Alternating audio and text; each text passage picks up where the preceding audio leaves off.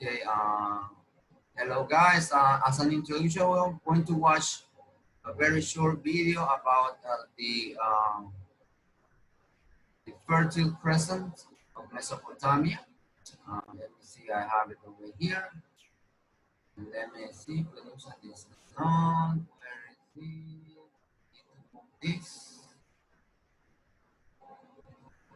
Where is this one? Good Sumerians. Okay, let's watch this one and then we'll continue, okay? One of the great civilizations that developed between those rivers, okay, that area. Hi there. Civilization is defined as an advanced state of human society in which a high level of culture, science, industry, and government has been reached. Civilizations have come and gone. If you're watching this, you're probably living in a civilization right now. Hopefully, you won't be around to watch yours collapse. Sumer is considered one of the first civilizations in Mesopotamia. Some consider it the first civilization in history. But was it really a civilization? Is there evidence that suggests that Sumer was a civilization? Who's to say what a civilization is?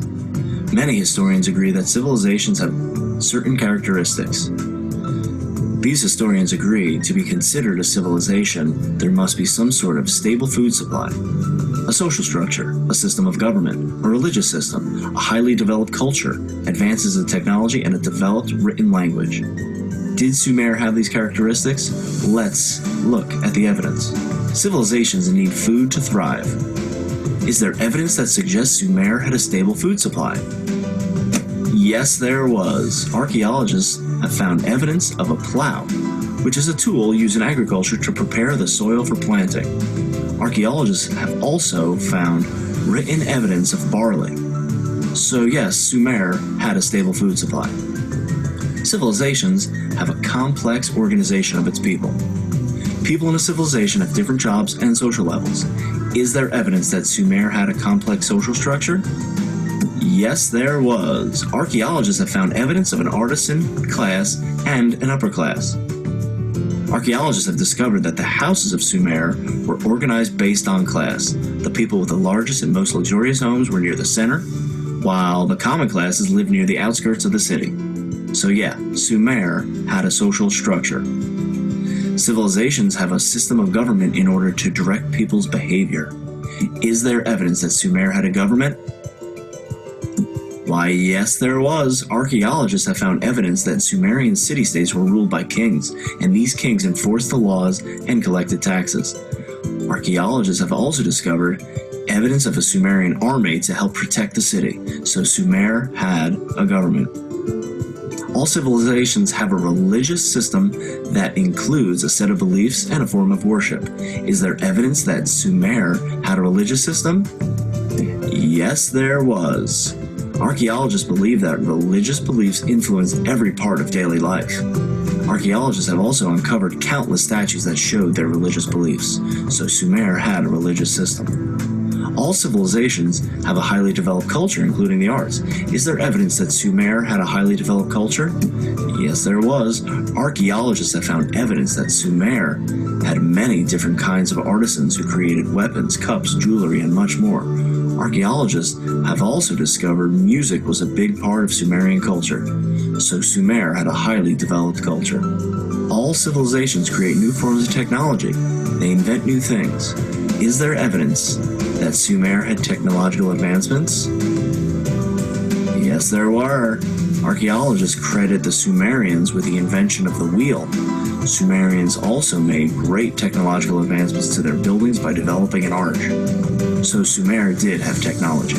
Finally, all civilizations have a highly developed written language.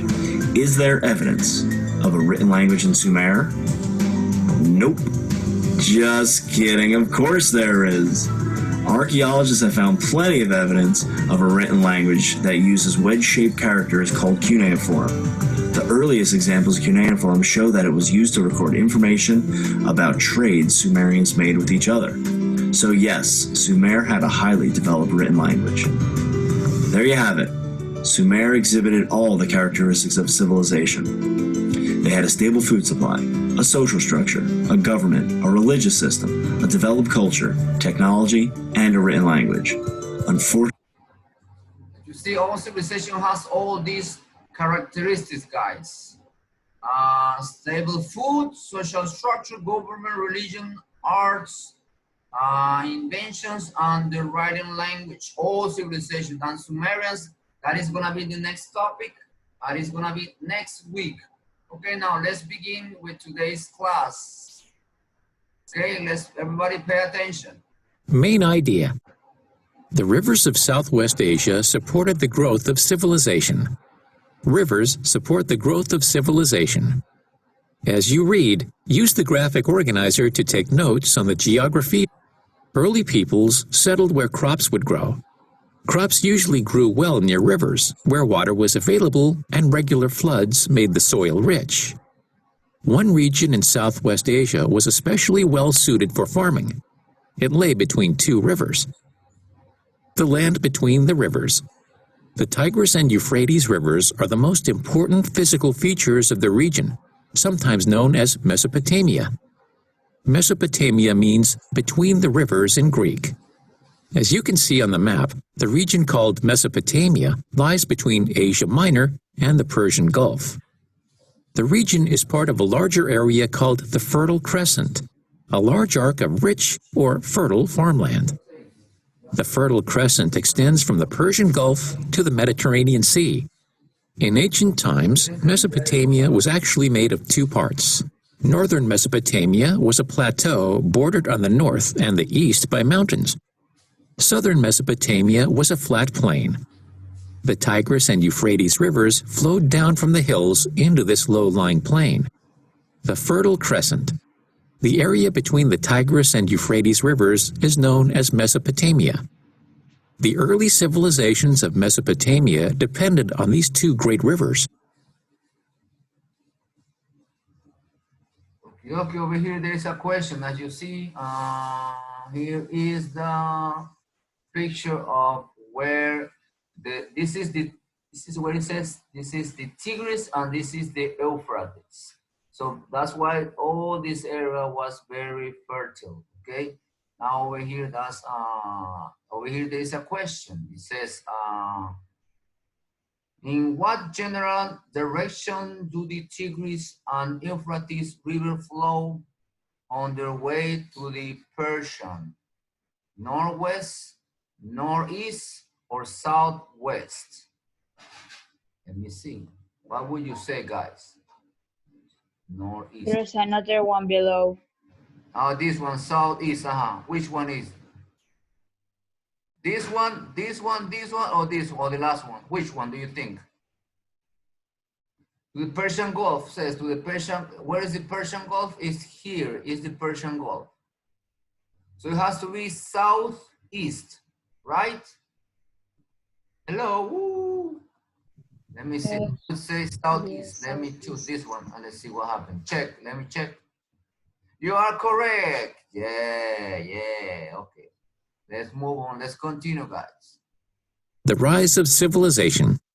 Hunter-gatherer groups first settled in Mesopotamia more than 12,000 years ago. Over time, these people learned how to plant crops to grow their own food. Every year, floods on the Tigris and Euphrates rivers brought silt to the land. The fertile silt made the land ideal for farming.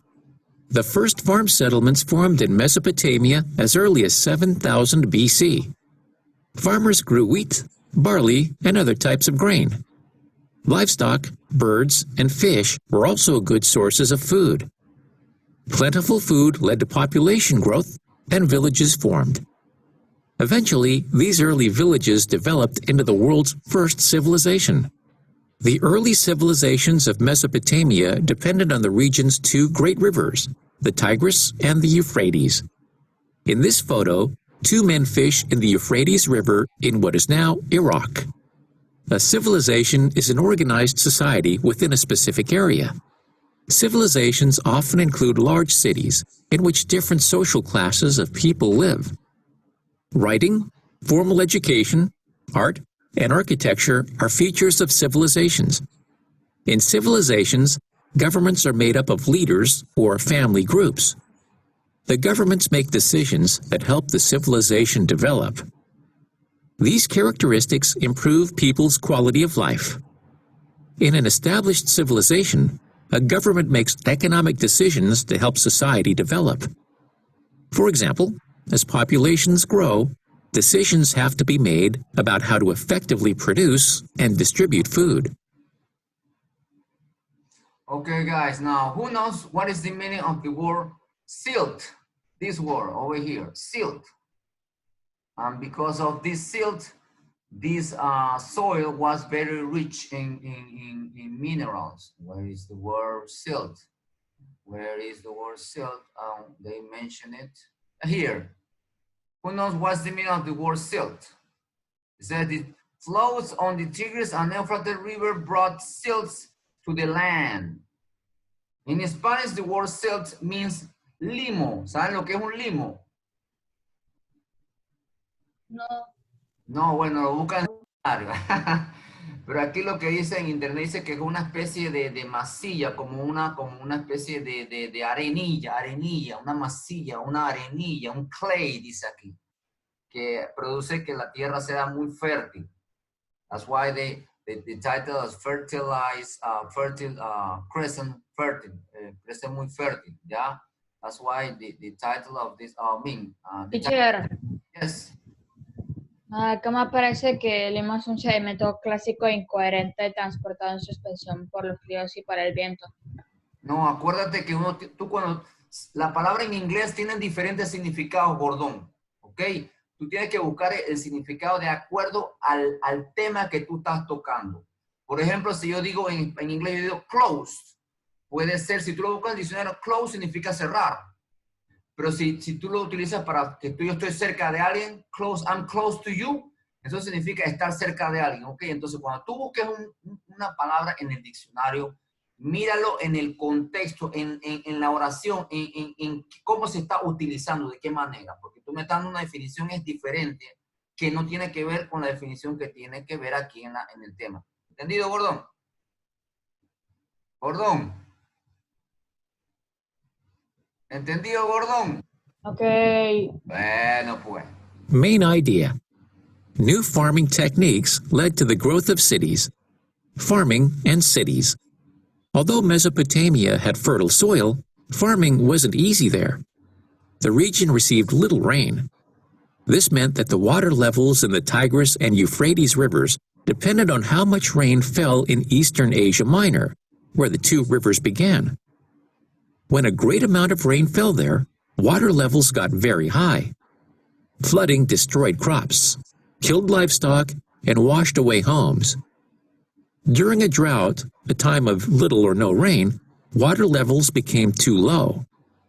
Crops dried up, and there was little water for livestock. Famine could therefore result from either too much or too little rain. Farmers knew they needed a way to control the river's flow. Controlling water. To solve their problems, Mesopotamians used irrigation. To irrigate their land, they dug out large storage basins to hold water supplies. Then they dug canals that connected these basins to a network of ditches. These ditches brought water to the fields. To protect their fields from flooding, farmers constructed dams and built up the banks of the Tigris and Euphrates. This helped to control the flow of water and held back floodwaters when river levels were high. Here, this is like a channel that they used to do in order to control the floodings. Okay, this is a picture. Ancient irrigation. Early settlements in Mesopotamia were located near rivers.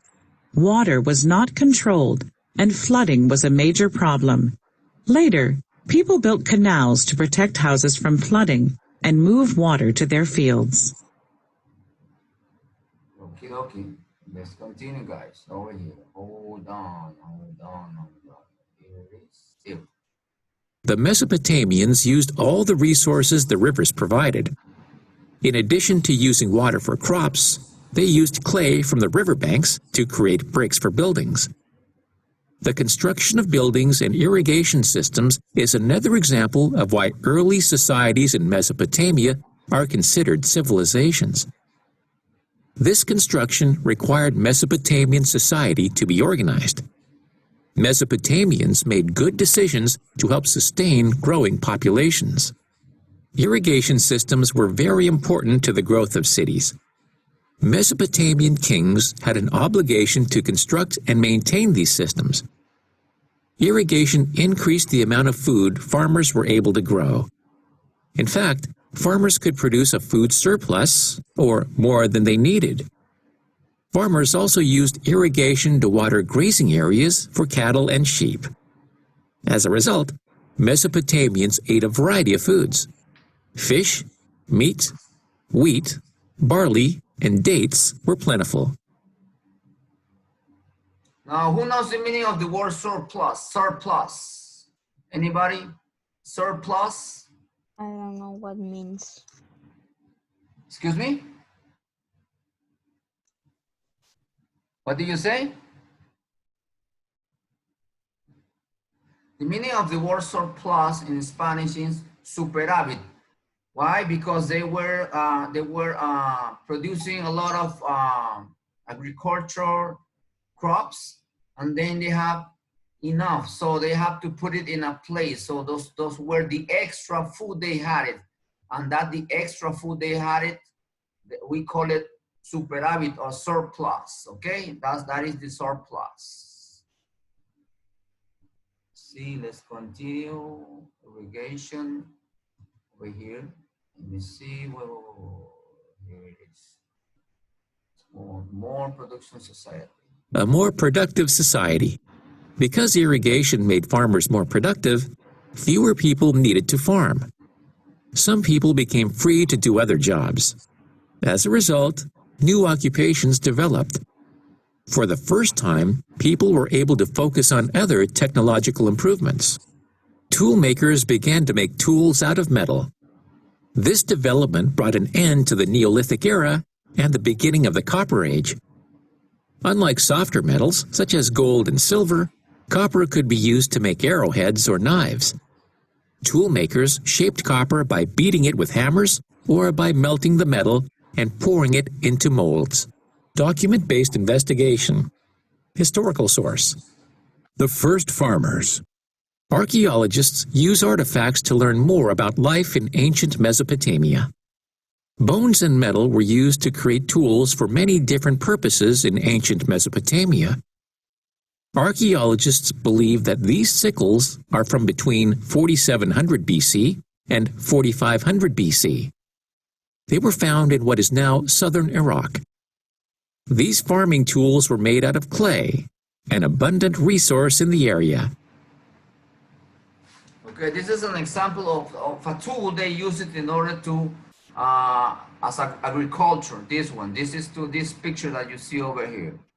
That's what they found, okay? Now let's stop right here and let's go back to the PowerPoint presentation. It's 9:38. We have like 7 minutes. Let's begin then. Let's review everything that we have just listened to. Okay, main idea, the river Southwest Asia supported the growth of this great civilization. It says, early people settled where crop would grow. Usually that's the idea. They place in an area where the crops could grow. Crops usually grew where? Near the rivers. Okay, that's why they settled in these great rivers. The Euphrates, the Tigris, and the Euphrates River are the most important in the area. Physical feature of the region, sometimes known as the Mesopotamia. Mesopotamia means between the rivers. That's what it means. Between the rivers is the Mesopotamia, that area. That area is known as Mesopotamia, and it means between the river. The region is part of the large area called, and this area is called Fertile Crescent. Why? Because it was fertile, large arc of rich and fertile farm. The Fertile Crescent extended from Persian Gulf to the Mediterranean. And over here, you see over here, this is the Persian Gulf. It says Persian Gulf. goes over here until the Mediterranean Sea. Over here is the Mediterranean Sea. Mesopotamia was actually made of two parts. North Mesopotamia was a plateau border over here, this area, the north one, this one. Plateau border on the north and east by mountain. These are the mountains over here, the mountains, Sugras mountains over here. So in this area, this is the north section, and the south Mesopotamia is in this area over here, close to the desert. This is Syria desert, the Arabian desert, close to them. This is the was a flat plain, also flat, planicies. The Tigris and the Euphrates flow down from the hills to this low-lying plain. From here, the hills over here are the hills to this plain, and it finished over here in the Persian Gulf. These two rivers, look, they were very long. Over here goes over here, Euphrates, and then over here meets the other one, the Tigris goes over here, and they meet together, and they both ended over here in the Persian Gulf. Very important rivers, the Tigris and Euphrates. Remember, keep in mind, and remember what is the meaning of two rivers? Mesopotamia. This area was called Mesopotamia, and also was known as the Crescent. Let me see. The Fertile Crescent. Fertile Crescent. Why? Because of this silt. Remember the silt that I mentioned? Well, that's why. The rest of the civilization by every year floats. What is the meaning of the word floats? Hello, floats. Inundaciones. Flows are inundations on the Tigris Euphrates brought silts. Silt is like, I'll explain it, it was like una... masilla. Silt era, masilla, sí, como una masilla era, sí, parecía como una masilla, eso es lo que es el silt, ¿ok? Pero una lama, ¿ok?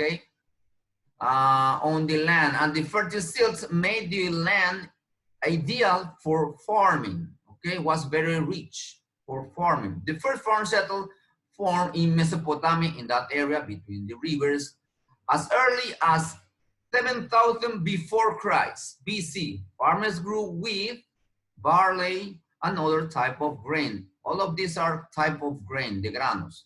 Livestock, birds, and fish. Livestock es ganado, aves, y pescado were also good source of food. Plentiful food led to population growth. Como había mucha comida, la gente crecía y la población creció. In village form, y luego esas villas se formaron en ciudades. Okay, eventually this early village developed into world first civilization. Okay, let's finish with this last one. The civilization is an organized society within a specific area. I will explain, and it was explained in the video. Remember, form, education, art, architecture are features of civilization. In civilization, governments are made up of leader or family groups. The government makes decisions that help the civilization develop. It's very important. Why? Because they are the ones who make decisions, who organizes what is going to be built and what is not going to be built. In an established civilization, a government makes economic decisions also to help society develop. For example, as population grows, mientras que la población crecía, decisions have to be made about how to effectively produce and distribute the food. Why? If nobody's in charge of distributing all the food, then everything would be very difficult to be organized. Okay, let's see. Civilization, I think we finished over here. No, this one, the previous one. Okay, this I think is this one, civilization, farming, city. No, the previous one. Okay, then tomorrow, I think it's, yes, tomorrow, remember, tomorrow is day number 1. Okay, over here. We'll continue on but tomorrow. Yeah, no es day tomorrow number is number 5. 1. Okay, tomorrow is day number 1, according to our schedule. Okay, guys?